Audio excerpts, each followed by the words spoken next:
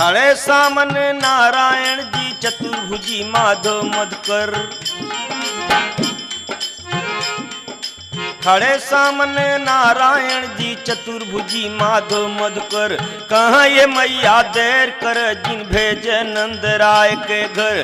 जन्मी जसुदा को किन माया लैया वह हमके देकर।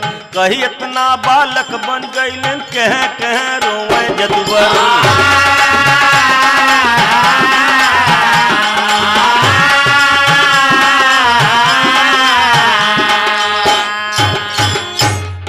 खुशी तो पेट में नहीं समाई, माँ के अपार खुशी बा। खुशी तो पेट में नहीं समाई, और देव का बांस देव के जगाई। कहे काहे बदे जगावत हो, कहे भारी भी